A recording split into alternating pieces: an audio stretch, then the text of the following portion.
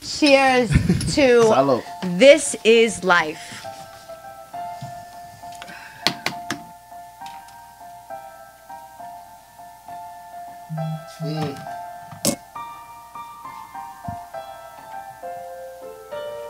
You know, we want to help people helping people. We are all here together. Why not be successful? Why not help each other? Why not be something? And there doesn't have to be so much picking and hating and judging. And this is a free judge zone. I don't judge anybody, and you always welcome in here. So I judge people all the time. Well, you know what, dude? Cheers to good friends, great energy, and a live chat room in this podcast. Hey, yo, this is life. Thank you, everyone. Newcomers, oldcomers, friends, family.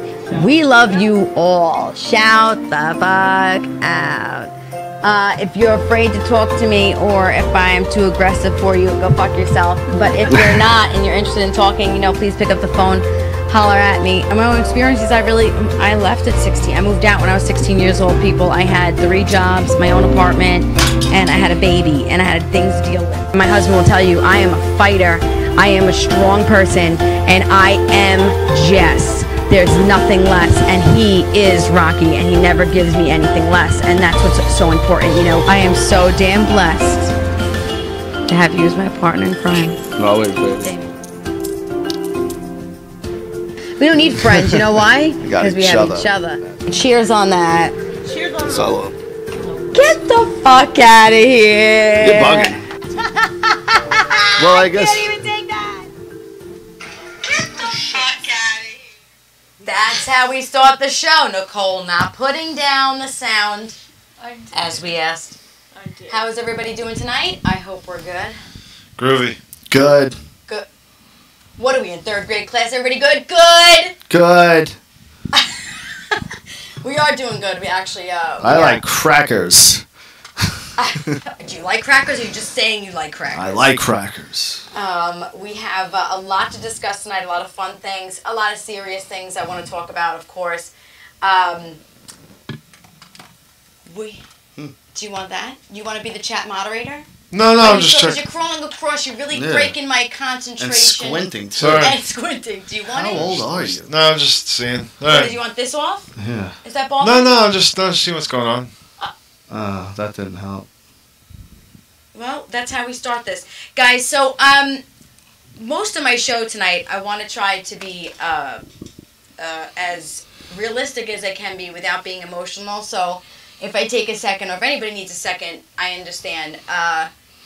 But I need to vent a little bit about a situation I have going on. And because I'm the kind of person that will just talk about myself rather than other people, I don't have any issue doing this.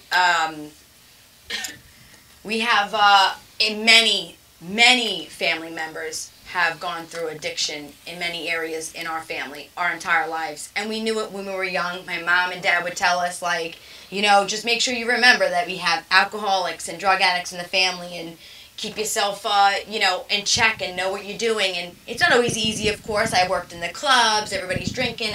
Of course, you try things as a kid. But some people get stuck, I guess, in the same circle, same routine, and they have a hard time breaking from it, I guess, or learning new routines.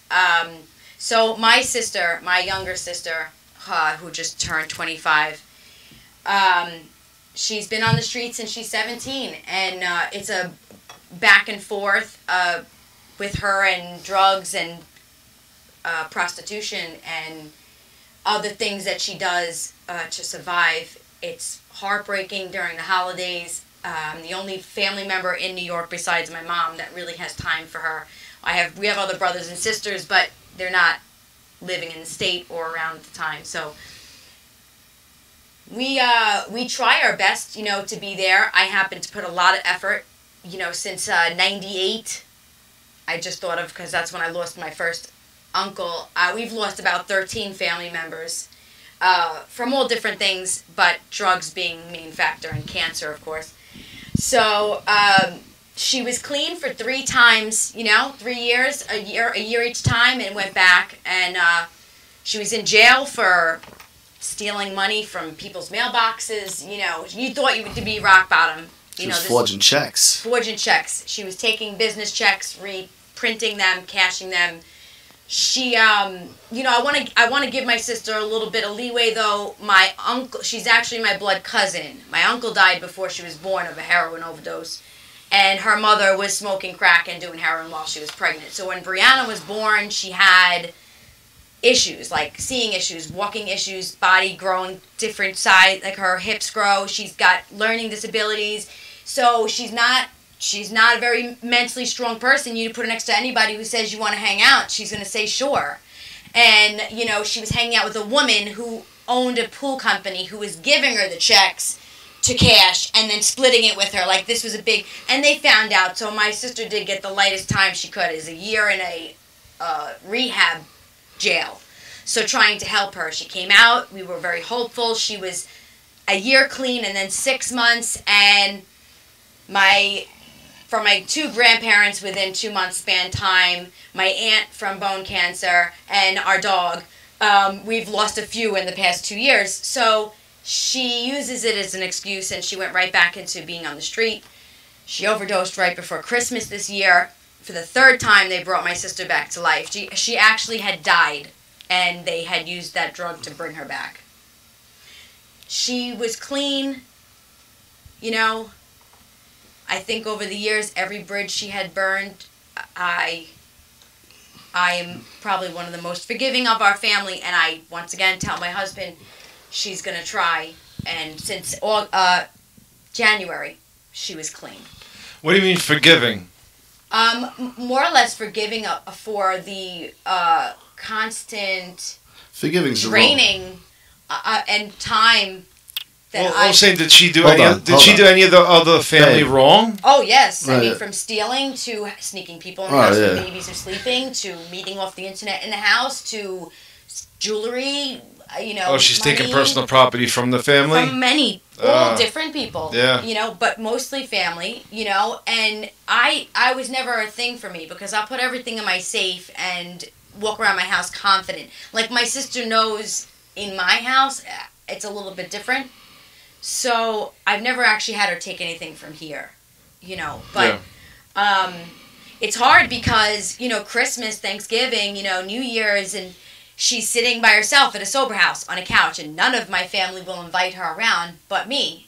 And, you know, it's difficult. Where do I put my pocketbook? That's what everybody says, you know. So I jumped in again, both feet. And I told everybody that had a fucking problem with it that I'm giving my sister another chance. You know, I brought her here. I did her hair for her birthday. She hasn't had her hair done in years. From scabs all over her scalp to crying just from looking at what she looks like, you know.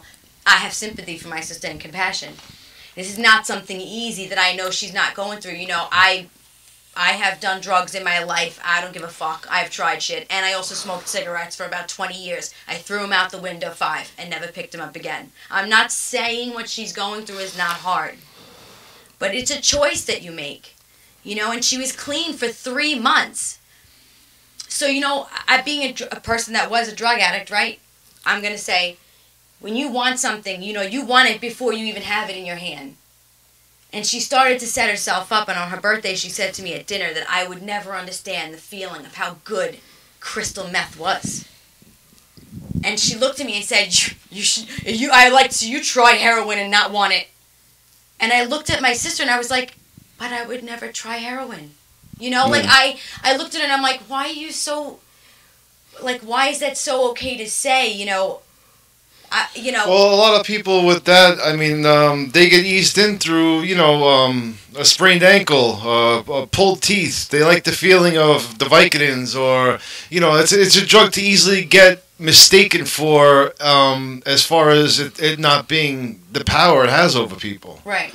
You know, I mean, to me, crack and cocaine it's a little bit different, but, you know, I mean, the doctors have been setting New Yorkers up and people across the world up for heroin for the past however many years. Of course. Oh, I believe it 1,000%. You know, because of course, if you have anxiety, hold on, try this. Come see me in 30 days. My husband and I, when I was going through my surgery from my the tumor, my hormones were all over, so I went to go see a doctor, and I was like, maybe I'm going through menopause or something. So within 5 minutes of sitting with a doctor, she wrote me a prescription for some type of anxiety, a new anxiety medicine that came out. I looked at her and I was like, but you didn't even take my blood work. Like, how are you going to write? She goes, no, you try this for a month. Yeah. Come see me in 30 days. And I came home to my house and I'm like, she didn't even listen to me. Like, so I like get an it. antipsychotic or some shit that could alter your chemistry. And you have no idea. You have no idea. So, this is the newer things that we have, of course. My sister was doing so amazing, and I had planned for her to start having sleep out. So I had talked to the manager of the house, and I said I'd like once a month at least for my sister to be able to sleep over. We're going to do movies. You can drug test her in the AM and before she leaves. I will not have anything available. The manager was like, that sounds great. I had a meeting on Sunday. Recently. This Sunday. That just passed. And come Saturday night, my sister was supposed to sleep over. She got in trouble for not doing her chore. Got that taken away from her. And instead of her staying the night in... Oh, no, it was Friday, Saturday. That's what it was. Instead of her staying in, instead of dealing with the punishment, she took off with some guy. Swears to me she was clean, but she just needed to get out. And the sober house would understand, and they would take her back in the morning. Now, it's 12 o'clock at night, and I'm arguing with the house manager going, you can't leave her in the street, right? You will let her back in. And the woman's going, no. She's done. This is not the first time she took off when she was supposed to be here. And now I'm going, all right, she's setting herself up to be out there. I bet you there's drugs. This is what's going to happen. I'm getting myself prepared because I know she does this every time. Yeah. 12 sober houses, 6 or 7 rehabs, Long Island. No one will take her. No.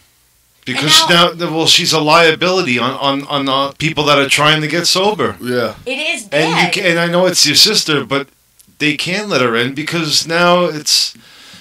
she sets the example for the next person. Well, check this out, Richie. I'm on the phone telling him, I know my sister is sober. She is swearing if I go right now with a drug test, she is sober. The woman says to me, I don't care, she's not coming in. My sister still swore to me she was sober. Then I don't hear from her all Sunday. I'm texting and texting and texting. I'm like, where are you? Just tell me you're alive. What are you doing? Where are you? And no answer. Finally, she writes back, I'm waiting for Tabbolt or some type of rehab place. They won't find a place for me, so I'm just at a meeting with my friend. I said, I don't believe you.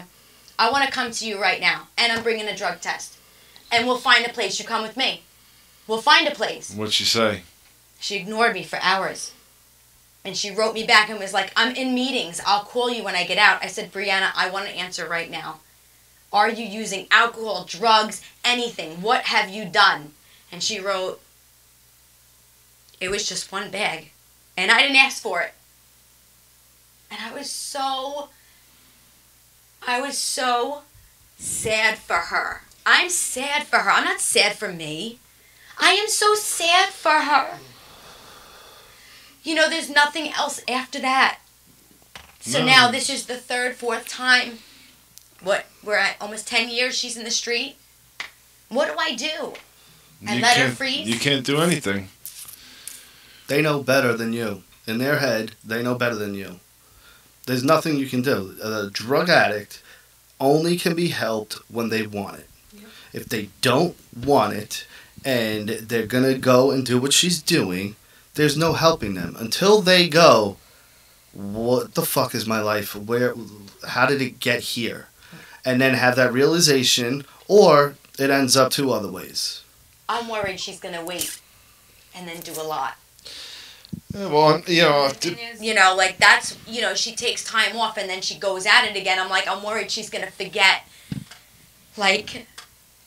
not to overdose herself. This is just the reality of life. And I'm not, upset or I want anybody to feel bad. This is her choice. This is her life, and I don't need sympathy. I just don't understand the concept of you had a year clean.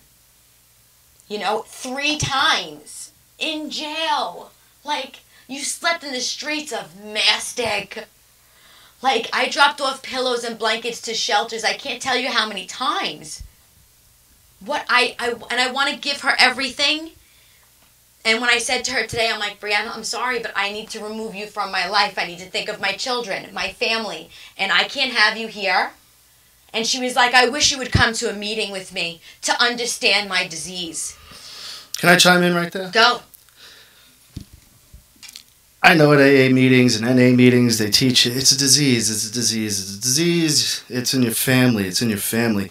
It's not a disease. It's a hereditary trait, okay? A disease is cancer, AIDS, pneumonia. Not curable. Yeah, well, curable, but... I mean, some are treatable. Yeah. But diseases aren't curable. Oh, no, well, that's how they run it in parallel with it, but to call it an exact disease is stupid. It's very stupid because, again, it's a hereditary trait, and I feel like people also use it. Now, again, a lot of people in these positions, not a lot, but some, don't come from the best places. So they use that knowing, oh, well, my dad had a problem with this, so now I'll just say, well, it's from him. That's where I get it from. A crutch, right? Look, that's what. So instead of blaming me for my own shit, right. I can now just go, oh, it's because of him I'm like this. It's not my fault. So here's my question. Where is that break between people who have been through tragedy and fucking prevail and people who don't? Because her life has been my life. Like, I lived with her till 17. And what happened, when you were right, she wanted to go live with her birth mother. My dad passed away. She wanted to go live with her birth mother and leave my mom. At 17, she got into drinking, smoking weed, and prescription pills first.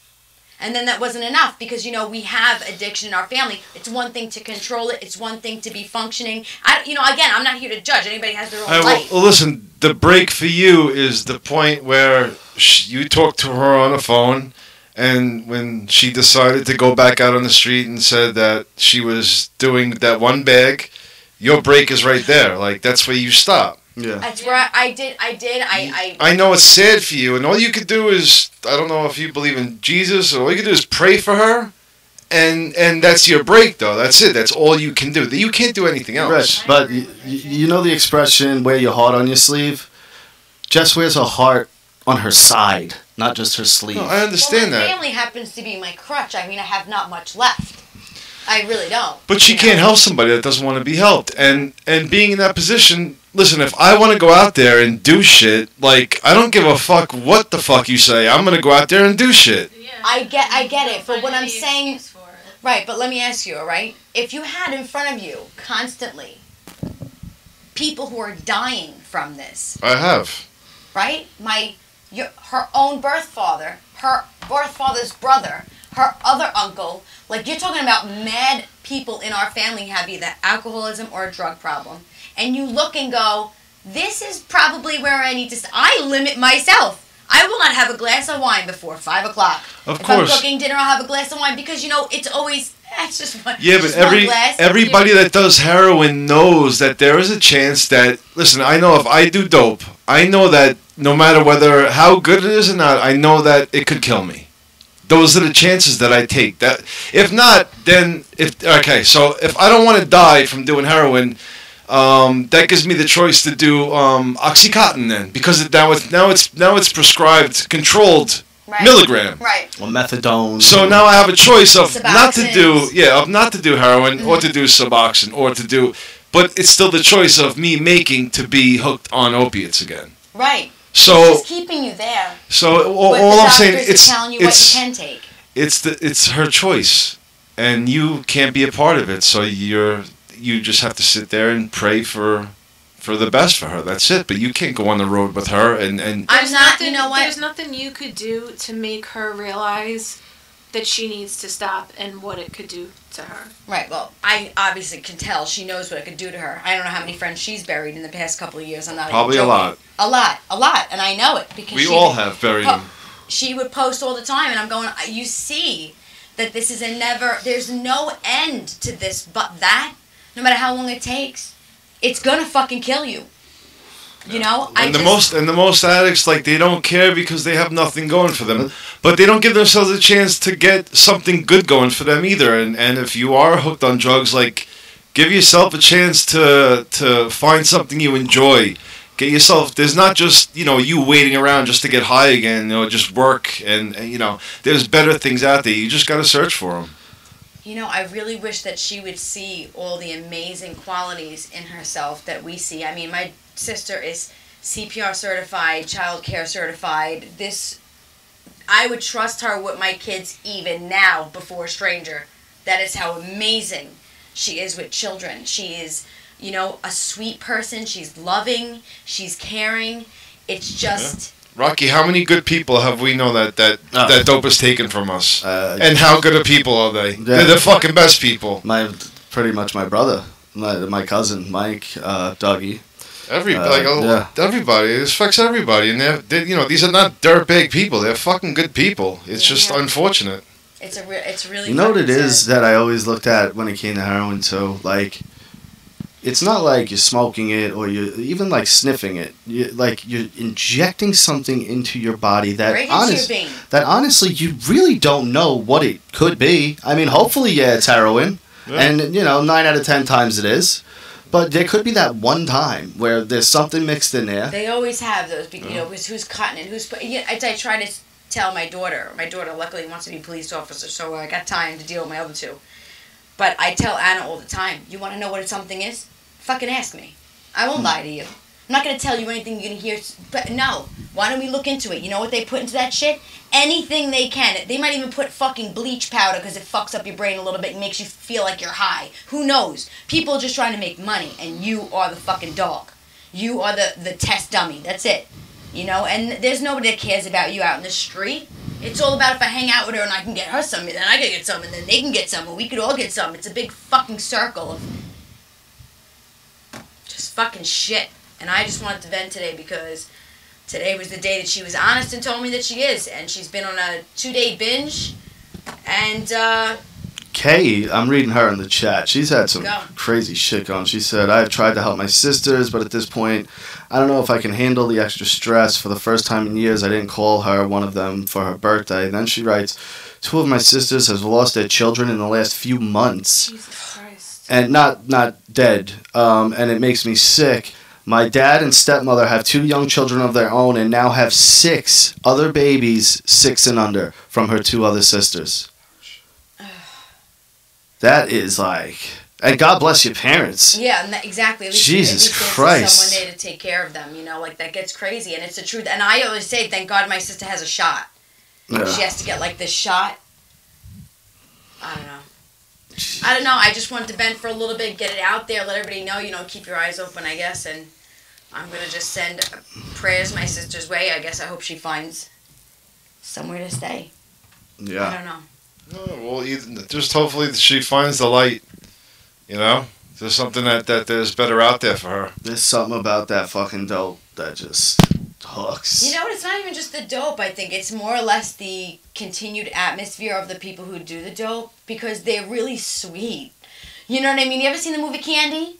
You seen Candy? Yeah. Heath Ledger? No. Oh, no, I haven't seen that. I was thinking of the other thing. It would be a very hard movie to watch if you had any issues on your own. And I watched that movie and I was like, I still have any idea what this fucking feels like. You know what movie I always looked at? And I looked at heroin and I was like, oh, never want to do that. Basketball Diaries. When Leonardo DiCaprio's relapsing and he's in the apartment and the guy's keeping him in the apartment and he won't let him out and he's foaming from the mouth. He's so fucking he's sick. Kicking and he's fucking sweating and crying. I looked at that and go, I never want to touch that drug. And that's what, from one time of doing it.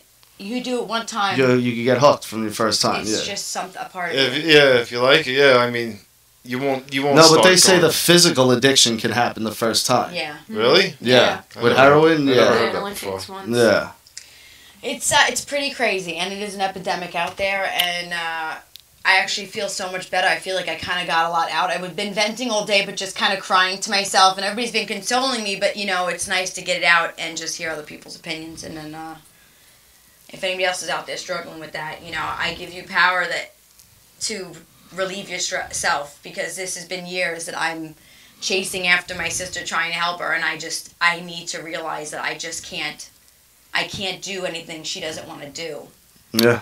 No. And she tells me, I want to do it, begs me, please take me back, I want my family. And then, I'm like, I can't do both. Yeah, but because, again, it's a liar telling you, I want my family, but I want my family and my drugs is what she wants. It's not her lying. It's not her lying. It's just there's just another part of her that just wants to do something. Yeah, no, to her it's not lying. She believes everything she's saying. Yeah, because she wants to be clean. She wants her family. Yeah, but she wants the drugs just as much. You know how easy it would be for somebody like her just to never experience and never know the physical and mental attributes of drugs like that. Life would be so much easier for somebody like her to never know what that feels like. But unfortunately, she's been into the depths of addiction, and once you taste that or touch that or feel that, there's no returning it. There's not normal life after that. I just thank God that my era, 99, around that time, it was mostly ecstasy. Yeah. And that's something easy to stop. Acid, you know what I mean? ecstasy, Like, weed. you just go out to the club and try shit. Like, I have actually never physically seen Yo, good for heroin, you, Irish crystal, Dave. or anything like that. Or crack. I don't even know what that stuff looks like. I think I did ecstasy like twice, and other than weed, I haven't ever tried anything. I've always been too chicken shit. Congrats, Irish Dave. Honestly, he's clean 10 years. That's so, amazing, and congratulations. I give you a lot of props, and I know that it's not easy. It's really a struggle every day for an addict. You know, like it's an everyday thing they have to fight themselves with, and I sympathize with that. And you see cases like Irish Dave that it can be done. Yes, of course. It can be done. It's on you to do it. Yeah. It's on the person. I would think, honestly, an alcoholic would be a little harder for the simple fact that, like, you walk into any store and you could buy a drink. You're in a restaurant and everyone's drinking around you. Yeah, that's a tough one. I think cigarettes is hard too. Cigarettes too. No, but also, like with crack, it's not like you're just walking down the street and everyone's smoking crack. Yeah, it's not just there. It's not that accessible. It is accessible, not like alcohol. It's as accessible as you make it. Yeah. Right. Exactly. That's the truth of it. That's what I was just gonna say. You pointed out. I think that, and honestly, I think 100% of humans are addicted to something. Yeah. Absolutely. We all are addicts of something. Like it doesn't matter. Yep. Do I drink wine every day? Yeah, I do. You know what I mean? But I have a limit, and I have a. Yeah, but it's like the. Everybody's an addict. I'm a sex addict, and now they're calling that a disease too, and it's like that's not a disease. Everyone likes to fuck. Keep your dick in your. You know what I mean? Like, everyone likes to fuck. What about the parents that let these phones or that tablet raise their kid? You take that tablet away, and they're jonesing. Yeah. Oh yeah. Addiction, caffeine, all that shit. It's we. That's so funny. My dad used to say that, and I do that too. My children don't drink soda. They don't drink coffee. Anakin, she's 20 years old, but Louis and Valentina, chocolate is like the highest part of caffeine they'll ever have for me. And even Valentina, we cut off. We have to cut her off. But in Italy, 8-year-olds drink coffee before they go to sleep. I mean, tea in Ireland. There's just different cultures. It is. It's hard, You're teaching them. My nanny used to give me coffee at like 5 in my little sippy cup. Well, here's the difference between how our kids are raised and we were raised. Let's say, for example, I was like 4 or 5 years old. And I'd sit on my uncle's lap and they'd be like, hey, you want a sip of beer? Oh my God, my I uncle don't. did that with me. I'm 5, so no. Well, take a sip, see what it tastes like. Good. You take a sip. So you take a sip and you're like, it's gross. I don't like that. Or they would do it with Sambuca. Oh, gross. Like my father would sit me on his lap. He'd be like, here, take a sip of this. And he'd say, just a little taste, But still, he's giving me fucking Sambuca. I'm 4 or 5 years old. That was disgusting.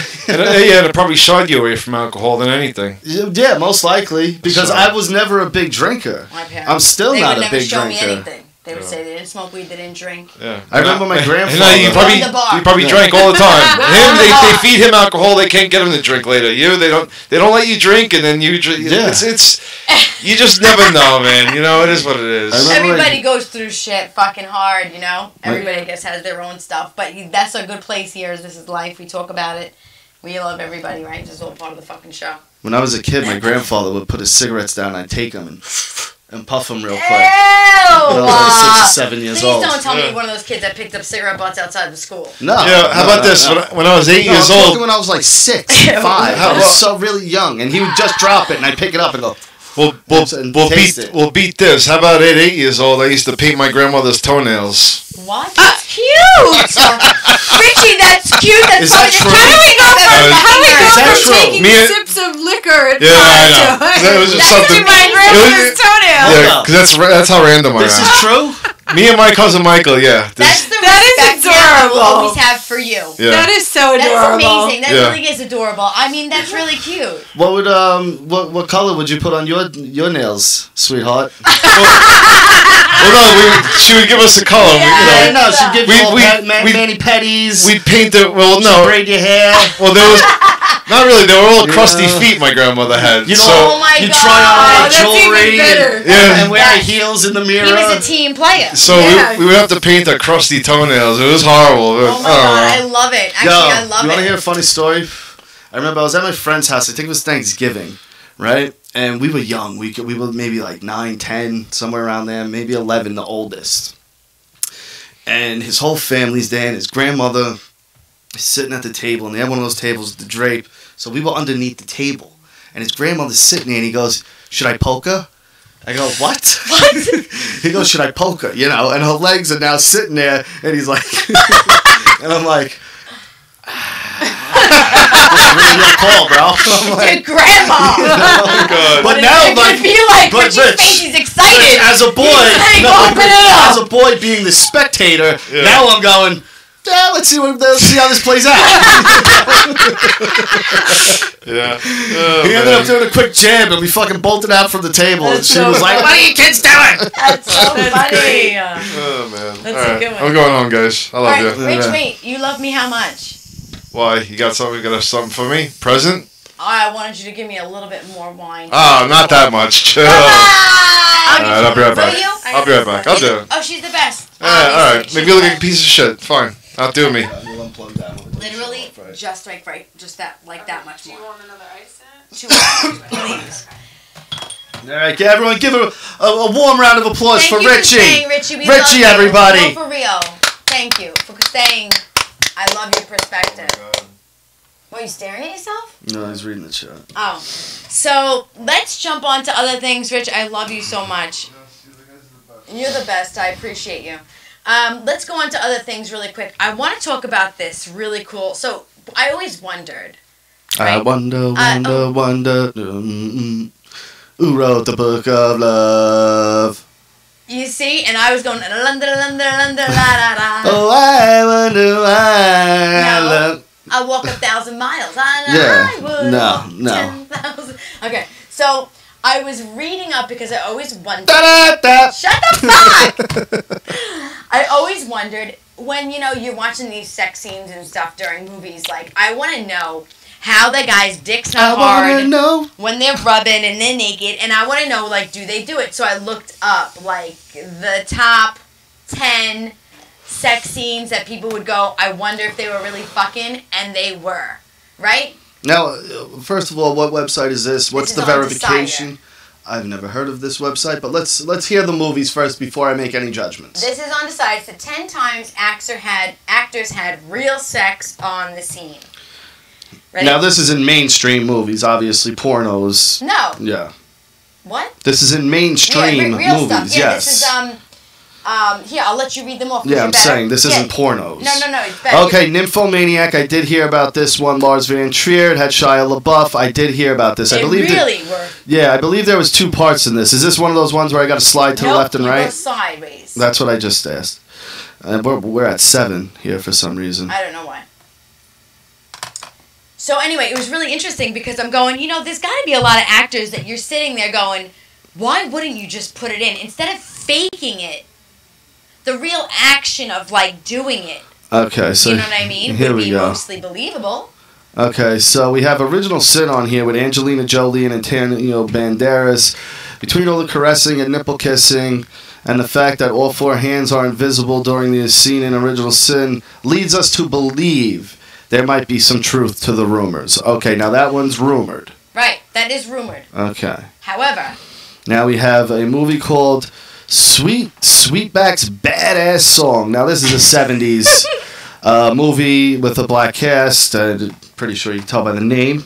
You want to know how it got real while filming this one? Mario Van Peebles got an actual STD he did. from his work. He did. An STD from Philly. Not Mario, Melvin. Melvin. Yeah, Mario's his son. Oh. Wetlands, a movie I never heard of. Who is that in there? A lot of these, like I said, are going to be foreign films. Yeah. Which There was some, though, that I knew, so. Yeah. Audiences at the 2014 Sundance Film Festival were losing their mind over this one, which finds actress Carla Jury's fingers in and around genitals belonging to herself and others. Now, again, this isn't actual sex. This is, well, they're fingering in Yeah, no, I know, oral. but this is kind of a... Okay, the to-do list, the script called for Aubrey Plaza to masturbate, so that's what she did. She did. She actually masturbated, which was great. I mean, why wouldn't you do that in the scene to actually have the real moment? Yeah, method acting. So we're talking about the 10 sex scenes that actually did happen while we were watching them. Ooh. But, again, a lot of them are alleged. The only one you really care about is Antonio Banderas, and he gave it to Angelina back in the day. Now a movie with... But who didn't? A movie called Don't Look Now with Donald Sutherland and Julie Christie. Yep. It's all but been confirmed that they weren't faking anything when they were getting it on for this flick. Movie set. Yeah, but he's so... But that was in what time? Donald Sutherland when he was young. When he was young, yeah, it was there. Nymphomaniac we did with Shia LaBeouf. Okay, this one's Jack Nicholson. Yeah. The Postman Always Rings Twice. This 1981 film had a very close set, which only included the director, cinematographer, and 2 actors involved allowed in the room during the crazy realistic sex scenes. Did Jack Nicholson and Jessica Lange actually do the deed? Your Eyes, the swirling rumors, and the incredibly graphic scenes all point to yes.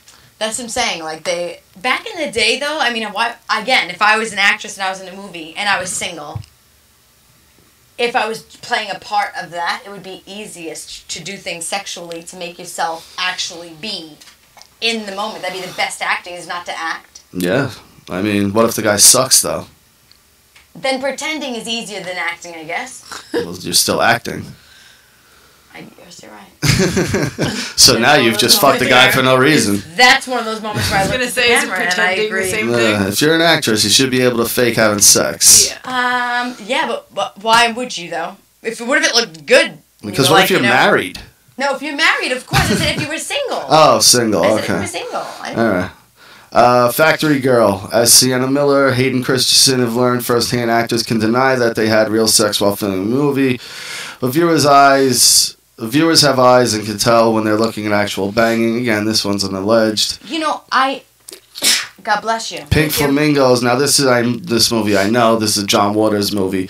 Divine, who's a transsexual, and Danny Mills find their characters in this provocative 1972 film. I believe she gives a blowjob, and you actually see it. At the end of this film, also, Divine, there's a little dog that takes a shit, and Divine picks it up and eats it. The real piece of shit. Oh my God! No, he fucking doesn't. I swear to God. Stop. I swear to God. Yeah, that's What's why I that know movie called? Pink Flamingos. That's why I know it. Pink Flamingos. And you know John Waters. He looks like a real creep with a little pencil mustache. And he ate shit. Well, I definitely. No, she did. She was the one The who ate. girl ate shit? Well, it's a big tranny. Look, I'll show you Divine real quick. That's shit. Divine.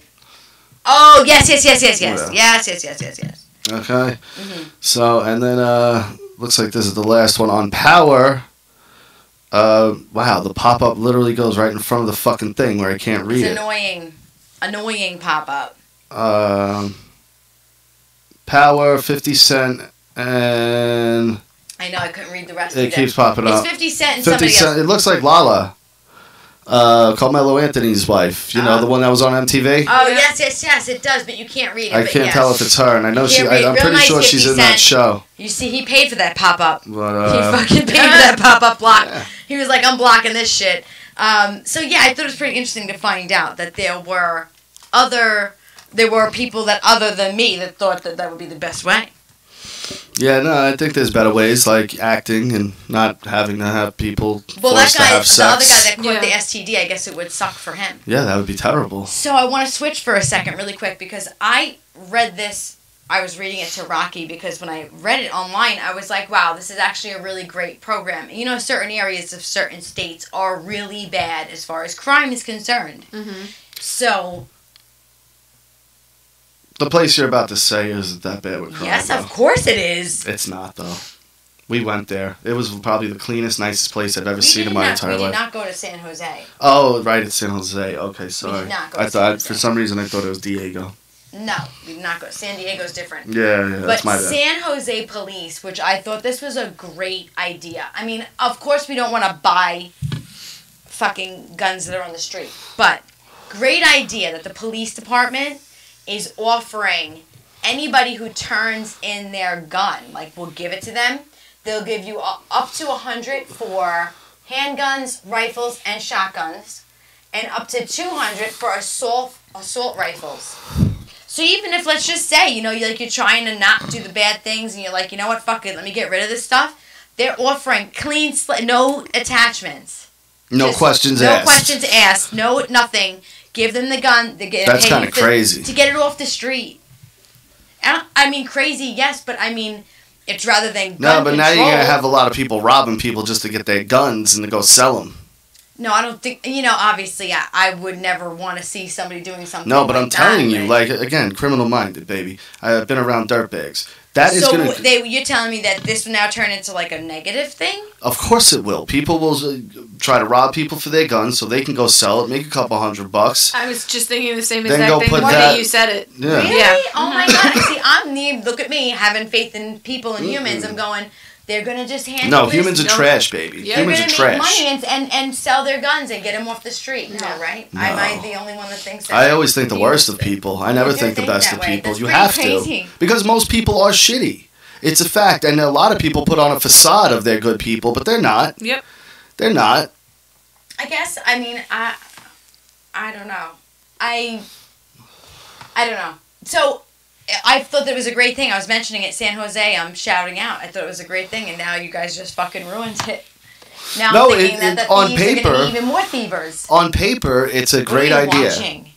Not watching. You're watching past me. You're watching this stupid movie. I can't. You It put on scares this me. movie. Day of the Dead. I swear. Look at that guy's throat. Oh, No. you missed it. So listen to this crazy shit. I read that there was a whole bunch of these teenagers, right? They were at Clark. No, hold on, wait, hold on. I know, I had it right, but I messed it up. So they were at Moulton Falls, northeast of Vancouver. It's like a bridge. All these kids. Mhm. They were all jumping and stuff. I think they were all swimming. Okay. And a girl pushed another girl off unwillingly. Mm-hmm. And the girl, I'm pretty 1,000% sure she died. Oh my God. And they just said that she pleaded guilty. You go through it because you're better with reading than I am. She pleaded guilty to shoving her off the bridge. Reckless. And I'm thinking... Oh, no. She only broke 6 ribs and punctured a lung. Oh, she only punctured No, a lung. she and broke only the- punctured a Alright.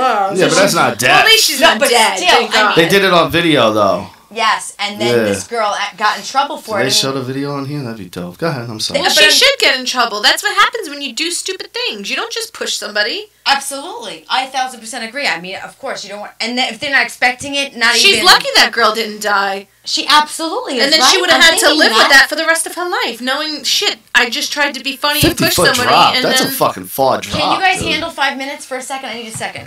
5 minutes. I just gotta tickle. 5 minutes. Go. Okay. Fuck. And begin. Did you see The Dirt? The Dirt? Yeah, the Motley Crue movie on Netflix. No. Oh, it's so fucking awesome. It's so good. What's his face plays Tommy Lee, the rapper that I don't like that beefed with Eminem, MGK. Oh, I can't stand him. Shit, I needed the beer. Where was I? Oh, he's in it, and a bunch of other people I don't know. There's But- another music movie coming out, I think, in November. I forget which one. I don't know. Jess! Yes. Give me a beer. Or not. Or run back down and don't. Here. Alright. Yeah, who are they doing a movie on? I have no idea, but The Dirt was really good.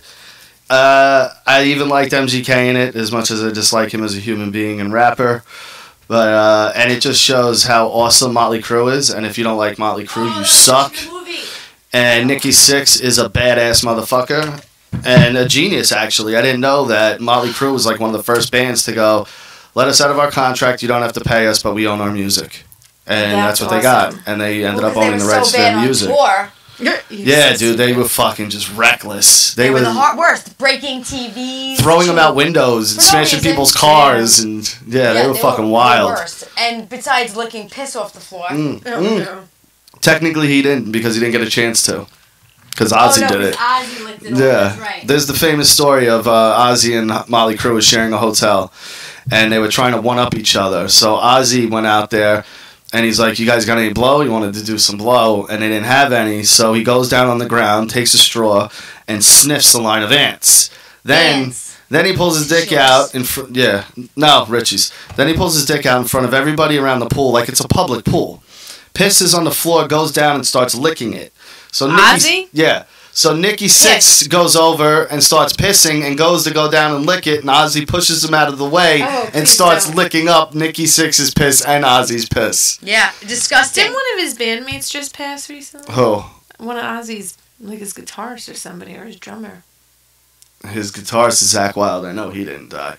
I don't know. I don't know if any of them have passed recently. But, really cool fucking movie. And like I said, Motley Crue rules. They're awesome. You know, it's so funny because he'll get me into a movie at first. He'll put it on. I'm like, what the fuck is this?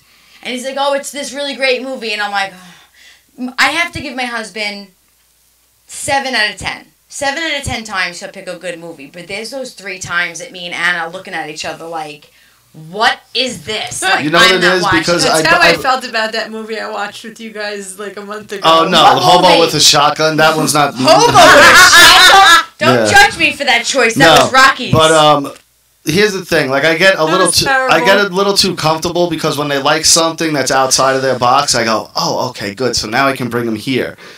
Then I bring them a little too far into film world, and it's just either you appreciate film or you don't. And there's certain films that the masses don't appreciate. And it's not just them, it's the masses. That's the next one. And they look at me like, this is so boring. And I'm like, oh, I'm wrong. It wasn't a music group that they're doing a movie on. It's Mr. Rogers. Oh, yeah, with Tom Hanks. I cannot wait for that to come out. I can't wait to see that. Did we ever find out, was Mr. Rogers, he was never nothing, right? He was a nice guy. No, they just had the documentary. I watched it. Yeah, that's what it's about. It's about some journalist that followed him around to, like, get his story. Yeah. They just did that whole Mr. documentary. Rogers, like, changed his life, like... Yeah. No, he was a great guy. There was nothing bad about him. He was absolutely a great guy. That's awesome. That's good. That's good to know. Yeah. It's very rare. In Hollywood and celebrity like that to not have any dirt, and Mr. Rogers is the squeakiest of clean. Well, and he's with all those children. You would think that you have to worry about it, like, you know. Well, back then, people didn't think of it that way because people weren't creeps like that. Well, they were, but like that, but nobody knew about it. Yeah, exactly. It was so new. And I love Tom Hanks. He's so awesome. Oh, I'm excited to see that too. It's going to be good. Tom Hanks hasn't really done anything good though in a long but time. I like him as an actor, no matter what. I like him just as a person. I'm lying. I think he's so awesome just as a person. Like, when he does, like, selfies with people. I like him, though. I like him as an actor, too. I saw a video the other day where he was with some dude, and they did the shimmy, shimmy, Cocoa Pop, shimmy. It was him and some guy, like, taking a picture. And I guess the guy asked him if they could do that, and they did it together. It was so cool. Yeah. Yeah, Big's awesome. One of my favorite movies ever. If it was on, I would want my kids to watch it. I love Big. Did you ever see the selfies that he did with some guy that was, like, passed out at, like, a restaurant or something? No! Yeah. Oh, my God. He took selfies with the guy like this. He was passed out at a table. And it was like, can you imagine what that guy must have said when he looked at his phone the next day? I missed him! Tom Hanks. People forget, though, Tom Hanks started as a stand-up comic and was a comedic actor through and through. There was no drama in him. So, if you know anything about stand-up comics, they're all a little fucking twisted in the head. Yeah. So, he does these things on Instagram. Like, he just randomly takes pictures of one glove, and it's his lost glove thing. And he has this whole series of it, or he'll like walk up to people's cars and be like, Hanks, like thanks, but he'll make the HANKS, shit like that, and just randomly do weird shit. But he's funny as shit. What sitcom did he used to be on back in the day? Bosom Buddies. Bosom Buddies, yes. Yeah, where they dressed as women to live in the apartment complex. Wasn't there one like with the Peter Scolari never went anywhere. Poor guy. Tom Hanks. I mean, can't get any fucking bigger. Peter Scolari, your fame is you were the guy that was with Tom Hanks on Bosom Buddies. Yeah. That sucks. That sucks. Like, Tom, you can't throw me a fucking bone? Jesus Christ. Like, I guess Tom didn't like him at all. Because Anymore, wouldn't he? You would think, though, yeah, you'd throw him a bone and be like, yeah, I'm fucking doing great. Give my guy a fucking role here. Oh, my Speaking God. of movies, did you hear they're coming out with a new Bill and Ted? Yeah. They are? Yes, and I cannot wait for that. But there's one key element missing. What? Rufus. Who's Rufus? George Carlin. Oh. Yes. George Carlin was Rufus. You know, the guy who controlled the phone booth? Yeah. Yeah. So, now I'm like, what do you do about Rufus? You can't replace Carlin. No, definitely That'd be sacrilegious. And who brings the fucking thing then? Like, how does the phone booth come back? I don't know.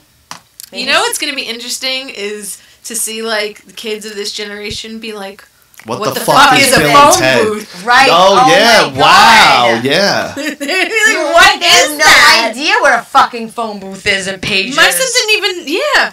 I'll never forget, like, my son was looking through my old phone book, like, 10 years ago, and he was looking through it, and he goes, Sal's beeper number, what's a beeper? I was like, Kano, go the fuck away from me, please. Yeah, That's no. right. That's right. And past What's a 2000, past 2000, beepers were gone. Everyone had phones pretty much by then. By like 2000, 2001, you had a Nextel or you had a Singular. Oh my God, I used to love that. The little. I did. I Or loved the having the Ericsson. alert system because God forbid they moved it. I'm like, that motherfucker cleared that shit. Yep, you cleared my I'm like, shit. oh, you clear? Now you clearing my shit? Yep. That's what it was, right? You want to fuck around? No problem. Or when you would just put in any number and be like, hey, Yep. what's going on? Me and Dougie met up with two chicks. Oh my God! Yeah. Dirty dog. Yeah, I remember that. We were sitting at his house just smoking blunts, and we were just putting up and doo-doo. And then these two chicks, we were like, "What up? What are you doing?" God! And they were like, "We're in Farmanville. Come meet us at the Burger King." We're like, "All right, whatever." Yeah, Nothing happened. I'm sure. Nothing happened. Fours. So. Oh, yeah, right. Where was this? All right, Mom flying to Malaysia. From where? They didn't say where. Mm-hmm. They're not saying where. From the top.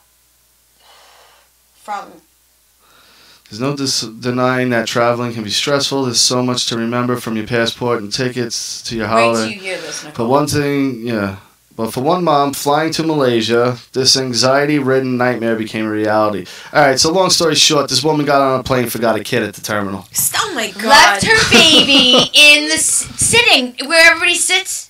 She got up with her fucking ticket. And you got gonna tell on me the she wasn't plane. on drugs? They didn't say anything Probably about drunk. drugs. They didn't say anything about that. That she was just very like Home Alone. They compared it at the end to Home Alone the movie. And she was like, oh my God, my baby. Thank God that the plane called back to the terminal and was like, oh, this woman left her baby. It's not a bag. It's your fucking baby. You think she did that on purpose to, like, try to ditch it? I don't know. Maybe. Because they said when she got on the plane that she felt really like she was at the front of the door. But Sorry. How could you even compare them, though? Because one is a movie. It's a movie. It's not real. Like, you really left your kid there. What kind of mother forgets their baby? Maybe she was really frazzled. Maybe she was, really tired. I'm sorry. What is going on over there? I'm sorry. I'm underneath here. Did you find it? Yep. I didn't know that there was a space under the bar, and it rolled underneath the bar, and I just cut my arm while I was doing it. My This goodness. is quite the show. So yes, so she left her baby, the plane turned around, and they were like, in the article, they were like, of course, everybody was pretty upset about the turnaround, and it has to be an absolute emergency for a plane to turn around. A plane will never turn around. But because it was a baby and a human being, they were like, we should turn around. I'd be so annoyed if I was on that The flight. woman was so thankful. Did they call CPS? I don't know, but they but should have. If I was on that flight, I'd be like, are you fucking kidding me? If I was on that flight, I'd be the asshole calling CPS. Like, you're a dumb bitch. That's fucked up. It's your baby, not a pocketbook. Alright. I got this. Go. I have two things still left, but go ahead. Alright. So, 2 Parkland survivors and a Sandy Hook parent, all within a week, have committed suicide. Parkland was the school shooting. Sandy Hook was the little kid shooting. Remember in Connecticut or something like that. And then Parkland is the recent one down in Florida, right? Yeah. But that was like a high school. And was his parents that committed suicide? No. Two of the students who survived the shooting, and then a parent of Sandy Hook. All three in like a week span. Yeah, I knew that would be like legit. They need to like start putting a lot of people on watch who have been through this. Like the Columbine kids, they all turned out great from what you can tell. Wait. You're telling me that you believe that they killed themselves? Or maybe you think that they were witnesses for things and they had to get rid of them? No, I don't believe that at all. I think they killed themselves. And, this is maybe something that people should be looking into, because this isn't now just, a coincidence. Now you have three situations, all who've experienced trauma from a school shooting, that have killed themselves. So, it might be something that, survivor's guilt. Yeah. That's a real thing. Oh, well, I'm not saying it's not a real thing. I'm glad that you pointed out it was a real thing. Shut up. Fucking bitch. I couldn't imagine that, I mean, seriously, she really did just come at me like the Sandy Hook one. You look at this, like the Sandy Hook one, though, and that was like little kids, and that one, I can't imagine what those like the high school ones, through. of course, are terrible. But because they're teenagers, it's like, all right, well, you're a little older. But when they were like 5 and 6 year olds, right? They were first graders, second graders, kindergartners. Yeah, that's crazy. You know what though? I have to say something. Like in they're all crazy. Not to make it sound like I'm making light of any of it, but happen like in these areas though. Things get passed by that you look back afterwards and go, why the fuck didn't you check his ID when he bought the gun? Or why didn't you see if he had a past mental illness before he bought a gun? Because they don't have to. Not that they don't have to, but you legit look at them and see there's a fucking problem. But they're a consumer buying a product that's not illegal for them to buy. I agree. Yes, as a whole. At the same time, if I was standing behind that counter and someone that looked like that walked up and said they wanted to buy, I would say, oh, can I ask what this is for? You can't, because then that's discriminating. Yeah. What? And if you don't sell it, you lose your job. Who the hell are you to make that decision? What if I thought it was someone really suspicious? I would call my boss. It doesn't matter. No. And say something. No. Would you do that if they were buying a bottle of Jack Daniels? No, because it wouldn't kill somebody. It might when they get drunk. That's why we need better laws.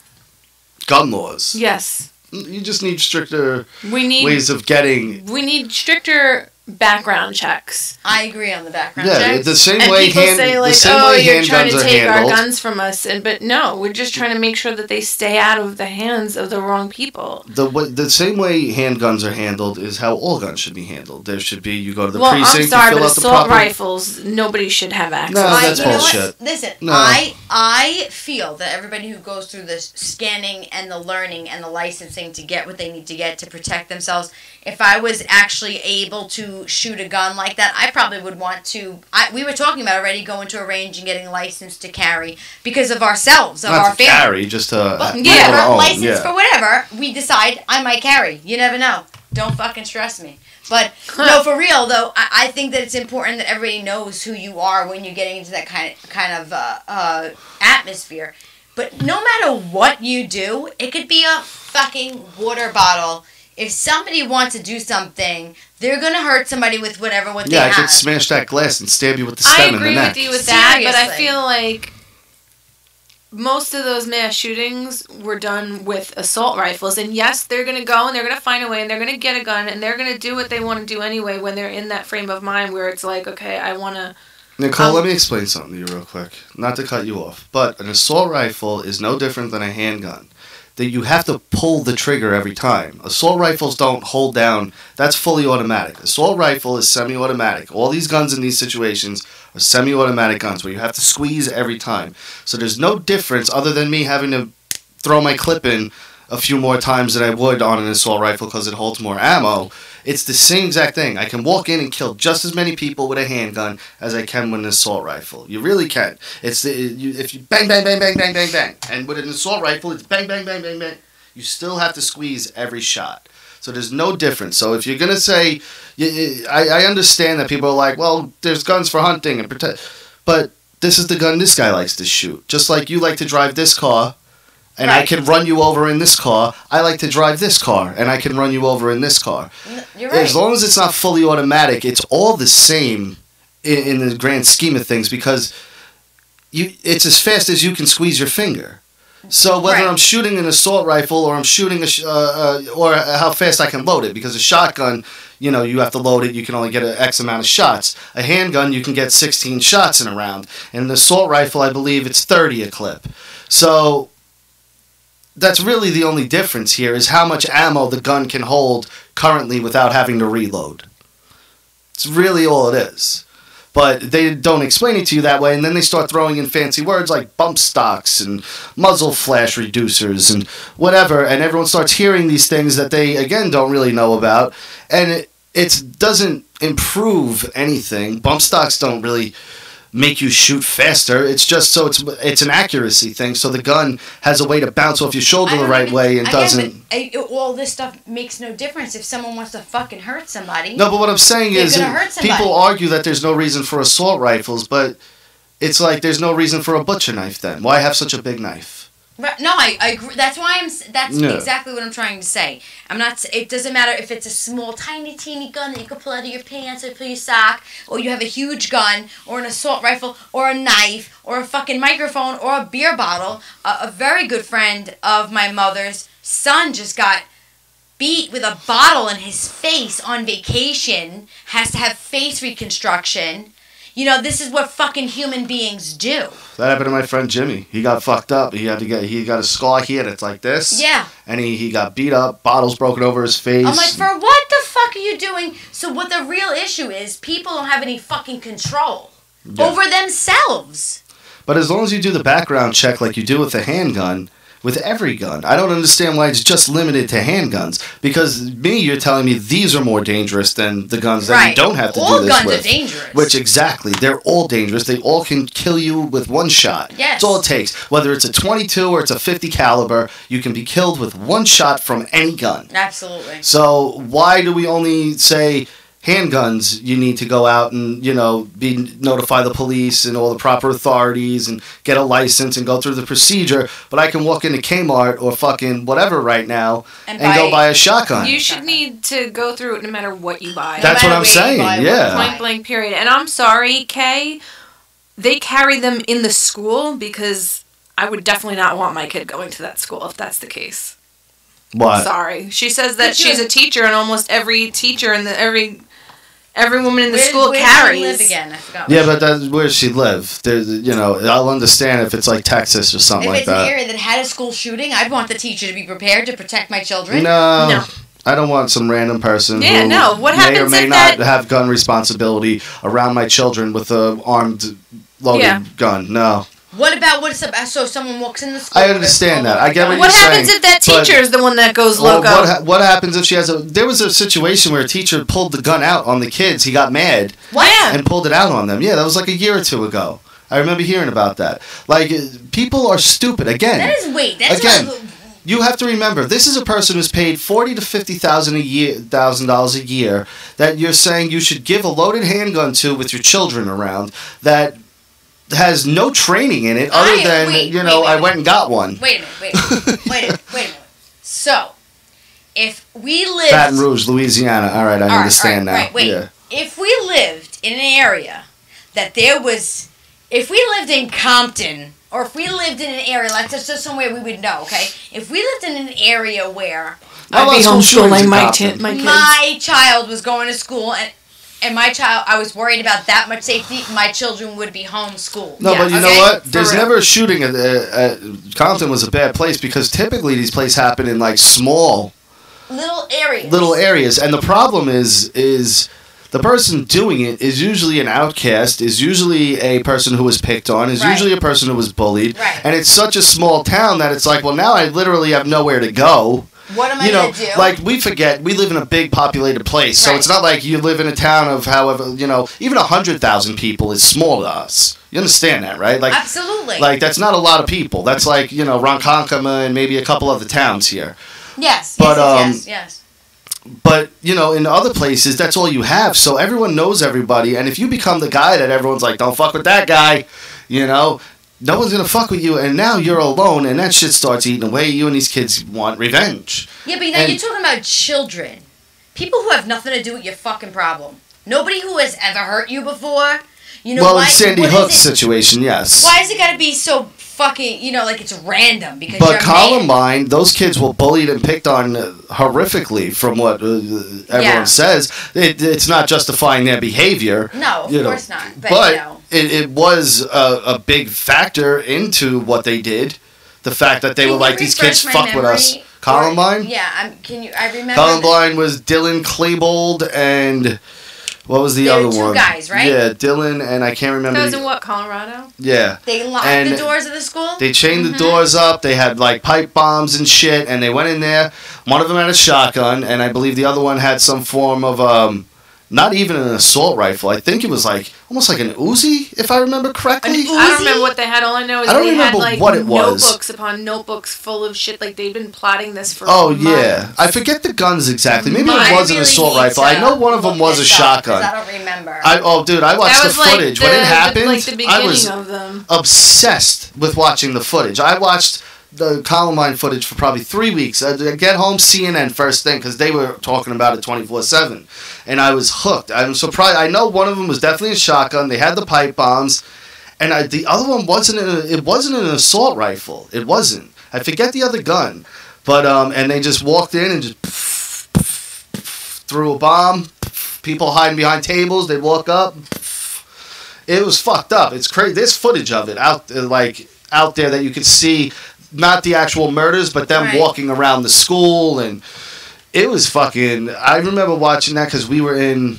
What year was that? 97, 98? No, we were like in like 9th or 10th when it happened. Yeah, we were young. Maybe 11th. Yeah, maybe I was in 11th, you were in 10th. Yeah. No, it was before that. No, because I remember after school I was going to my grandmother's house, and I was doing that in either north or south. It definitely wasn't junior high school. Between 9th and 11th, whatever.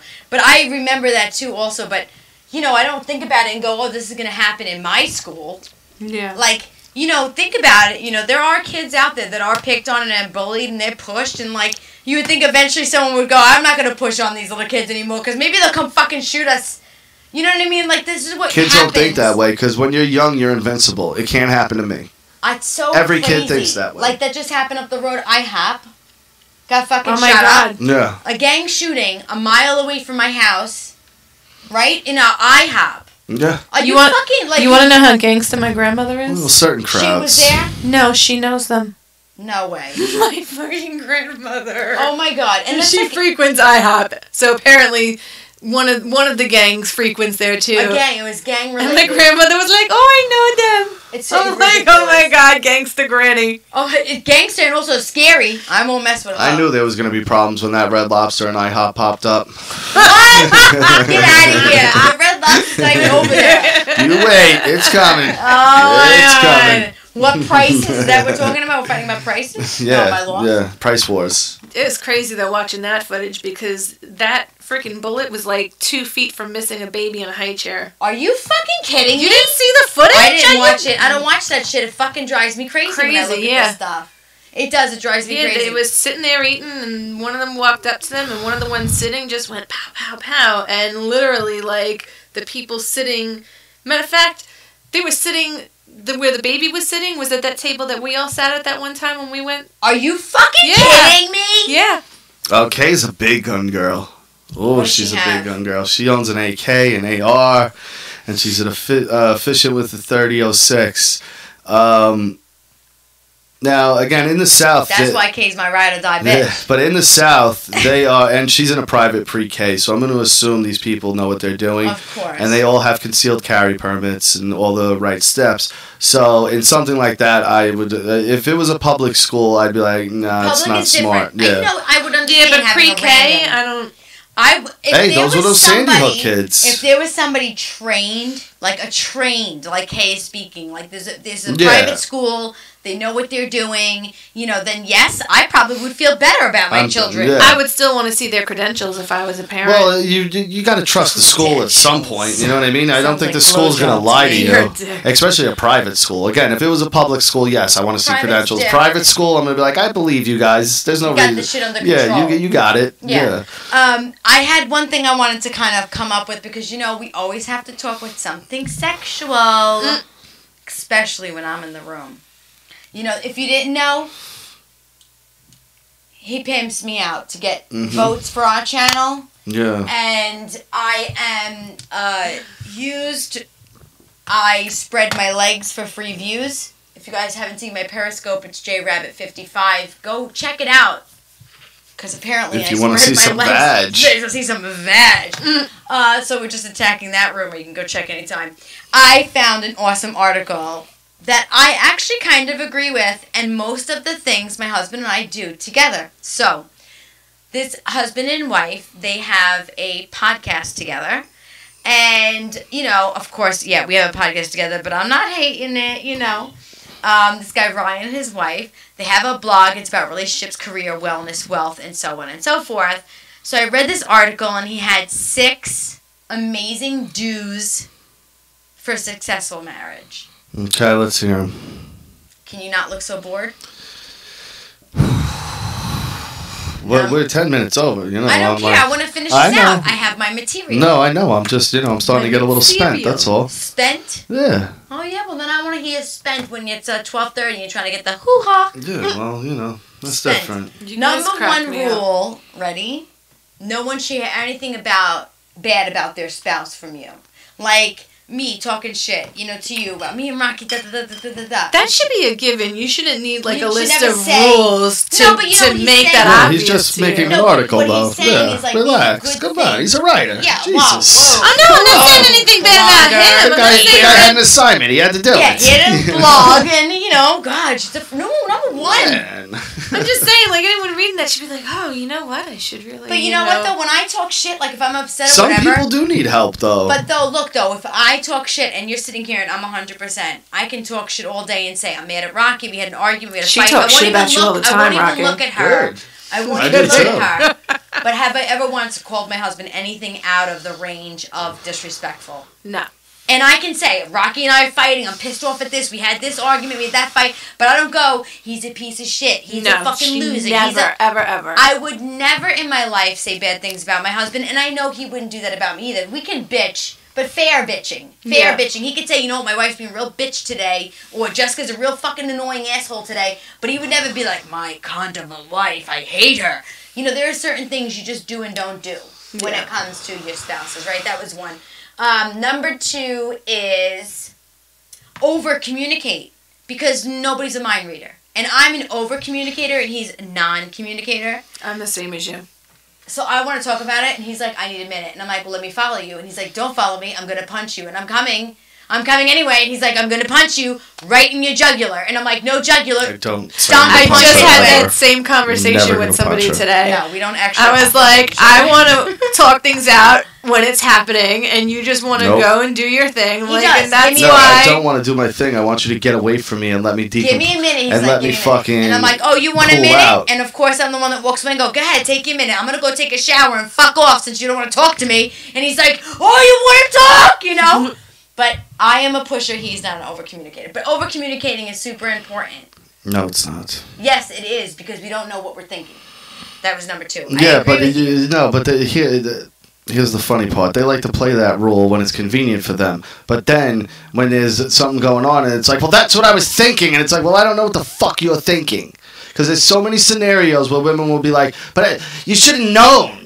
Or, you know, whatever the case may be. Like his fucking... Is that what it look like? Because that's what they do. Go ahead, show me. And it's like, all right, but I should have known why. Why should I have known? Because you know you do things because that's what you want done back to you. Yeah, but again, not a mind reader, and some things I don't want done back. Oh, is that true? Well, remember that later when I want something and you don't want something back. Okay.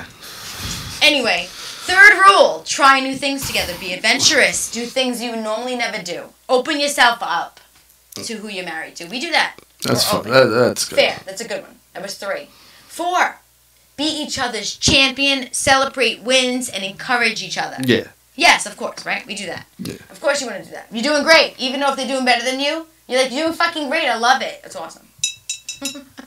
Go team. Number 5. Be grateful for each other's contributions. Right? Whether it be money, time, chores, childcare, or anything else, no one contribution is greater than the other, and don't keep score. If you truly value each other's input, then the scorecard shouldn't and doesn't matter.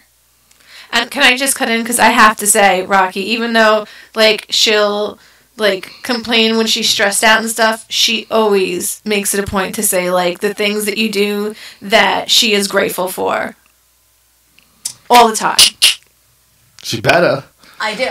No, but she's always telling me, like, my husband's so awesome. I love him so much. He does this, this, and that. Well, because when I'm working, like, it's so funny. People put, like, this is what women do. This is what men do. There are sometimes I bring the garbage out. There are sometimes my husband will vacuum the house. There are times that now on the weekends, my husband works Monday through Friday. So Monday through Friday, I do laundry, I clean, and I cook. Come Saturday and Sundays when I work, my husband will do laundry, he'll do the litter, he'll take care of the fucking kids, he'll do lunch, he'll do everything that I would do without even saying, do you want me to do this? It's done. I'll come in and he go, baby, I vacuum, I mop, laundry's done, kids are fed, everything's set, go take a shower. That is what it being in a relationship is about. He's playing with wrestlers right now because he's a fucking child. Look at him. Show him he's your bitch. Okay? Woo! Jumping off the rope. I can't tell you how many times I want to call him a ding-dong, but this is great. 5-star frog splash. What was that, a frog splash? 5-star. We only Frog have 6 splash. rules, and this is number 6. Well, I have one rule. First rule. Deep throat. No, the first rule. Don't talk about Fight Club. You're fucking right. Don't talk about Fight Club. It was either deep throat or don't talk about Fight Club. No, but the last, let's get this out, number 6 is trust and respect each other, especially in front of others, including your children. If you do not respect your spouse in front of people, why should those people respect your spouse? That is the truth. And when we argue and fight, which is very rare, we'll have like an every 8-month fucking blowout. Like a blowout you don't even want to be here for, but it's like every 8 months. Epic proportions. What? It's of epic proportions. It's pretty epic. The kids come downstairs. It's none of their fucking business. We don't want them involved. They don't have to listen to it. They'll come downstairs and I'll tell them, don't come up till I tell you. And we have it out. And then we come back down and we damage control. But that is true. Always respect each other. I want to get this out there and say really quick, I appreciate everybody who stopped by tonight and not only heard what I feel and how I feel, but I understand that everybody probably had a second to say, we are all people. We are all going through this together. And if everybody would focus on being better people rather than putting others down, we'd be a lot further in this life. And I said nothing but love and greatness to anybody who is pushing to have the better life. And I said hope to others who are having a hard time getting there. We are a fucking family around here. And I want to hear you as much as you want to hear me. So please don't forget to @ me, Jrabbit55 on Twitter, Rocky Sus on Instagram, ROCKYSUS, and check out, of course, Unique Makeup. Sweet Temptation. Nope, that's you. Oh. Sparkleandshine.com for Christine. I'm the worst right now. And we want Sweet Temptations by Nikki for any of your baking needs on Long Island. Go check her out on Instagram. My amazing and supporting husband, who always sits across from me. Although he would like to fondle across, we have a bar between us. And I love it. And Richie for coming in tonight and giving his input. I love everybody who came and joined us. And we are all here together. So I hope I see you guys next week. Same time, same place. Shout out to Opie Radio. Joey Salvia, your music is fucking impeccable. Carl Ruiz, I'll eat your dinner every fucking time with a Cuban smile. And Vince Russo and Russo's brand. Russo. I want to shout out to my uncle, Vince Russo. I'm glad you got that baseball mitted. You admitted, Vince. Did you hear about the thing with The Rock? I did hear about the shout out from The Rock, and let me tell you something. Everything The Rock said is fucking real. I know Vince Russo personally since I'm about What happened 3. with The Rock? Okay, since I'm 3 years old, Someone was Vince shitting on Russo was Vince my and, dad's on best Twitter, and The Rock friend, stuck up for him. brother, everything. And I will always stand by him and Russo's brand and Realm Network and, of course, Westwood One because of Opie. And I love that little fucking... And Vince is on Westwood One also. I know he's on Westwood One. They're Westwood One brothers. They are the Westwood One brothers. Yeah, Just shout out. You know what they should do? I'm gonna tell Joey. He should crop out this end of my video of me saying I fucking love Opie Radio because my husband loves Opie Radio, and that's the kind of fucking spouse I am. That's right. High five to that. Cheers to life, baby. This is life. See you next week.